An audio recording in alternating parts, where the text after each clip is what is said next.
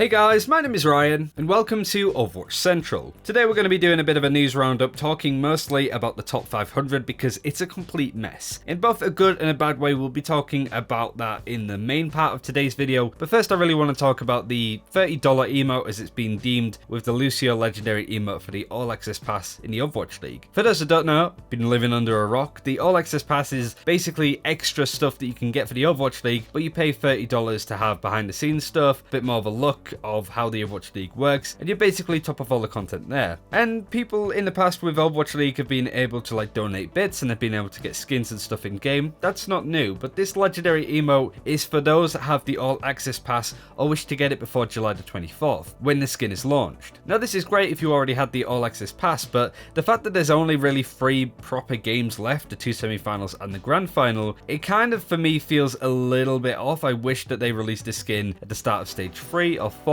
Now it's a bit iffy time and maybe they're just trying to see what other people can get. But the other thing that wasn't spoken about previously is what it actually says on the official website. Enjoy all access benefits up to the start of the 2019 Overwatch League season. Emotes, badges and in-game content are yours to keep forever. So basically you get to keep that emote, which is great, but you don't get the benefits past the grand finals. This might include the World Cup. We have no way of knowing right now, but basically if you get the All Access Pass now, you have to get it again for the 2019 season. So that feels a bit rubbish, doesn't it, really? It would be great if you could get the final 3 games and then the Access Pass for the next year, but Blizzard aren't really doing it that way. Kind of unfortunate. But I just wanted to go over this real quickly, give my opinion. The emote is great. I haven't bought the All Access Pass even though I've been watching Overwatch League, and I wouldn't buy the pass just to have that emote, but I can imagine a lot of people that may want it are going to feel hard done by because of that. If you have the All Access Pass, then great. So now let's talk about why the top 500 is such a huge mess. Top 500 came out a couple of days ago, so there was a big change going into Season 11 with the top 500. If you wanted the shiny blue badge and a number by your name, didn't matter what SI you were at, whether you were in the parameters or not, you needed to have that account verified. And this was done through an SMS protection sort of scheme. It's not the authenticator, it's a little bit different, it's just designed to have your phone number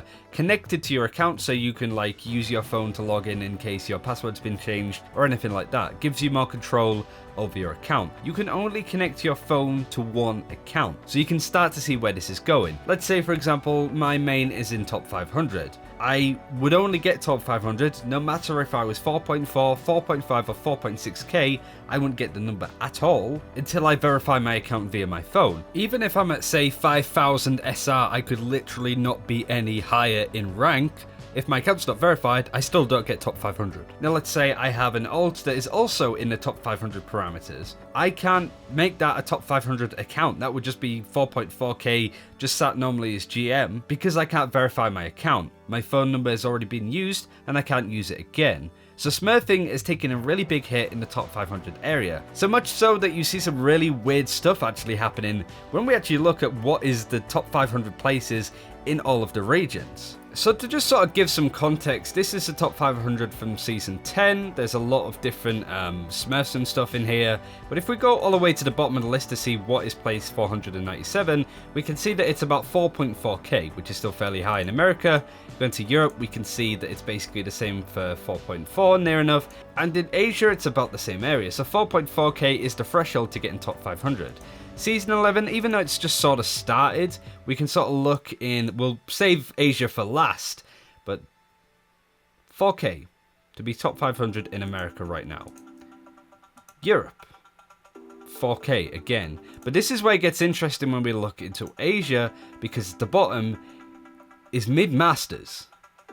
Now again, as I said, it is the start of the season. No doubt this will go up as we go on, but there's no doubt that the verification system has had a huge effect on how high the threshold is to be top 500. If you're a sort of fringe GM player, you can get top 500 this season for sure, especially if you verify your account. I'm not too sure if you have to play the full 50 games with an SMS authenticator and protector before you can get your top 500 if you're around the area, or whether you can play 49 games without your SMS protect, then turn it on for the last one and and that would work. Not 100% sure on that. And also for Asia, it's worth adding that a lot of PCs are played on bangs. I'm not 100% sure how that would affect it, but it's certainly something to bear in mind, I'd say. It should work in a similar fashion to here, right? So this has sort of fixed a big issue that's been plagued by the community so far when it has to do with Smurfs. You know, somebody like Aimbot Calvin having 6 of the top 500 slots taken up by himself now can only realistically have 1, unless he uses another person's phone number, such as his mum, for example, or gets multiple sims to use on that. It'd be amazing to see players actually doing that, but there will be workarounds to get there. There are a few options though. It kind of really sort of ruins the whole idea of top 500. For a lot of players that may have been going for it for quite some time, let's say they're 4.2, 4.3k rated, now have top 500 comfortably. So it's like they got their challenge, they got their goal that they were aiming for, but it's almost a little bit hollowed out now that it doesn't mean as much. So the top tier of Overwatch is a bit flimsy right now. People aren't really sure the levels that people play at anymore because it's all been thrown to one side. But also one thing that I don't see highlighted is that it really hides boosting accounts too. The accounts that manage to pull people all the way up to GM sort of area, they could just not verify those accounts so they won't show up as top 500. So they can be a little bit unsuspecting and go under Blizzard's radar a little bit. So this is what I mean by it's a mess, but in a good way and a bad way. It really alleviates the smurfing problem, but it might also cause a number of issues in itself. But do let us know what you think of all of this in the comments below. It's very much a weird sort of problem to look at, and it does kind of affect the lower tiers too to an extent, but it is very much a big problem on how the pros and the top players do play ranked Overwatch themselves and get in top 500.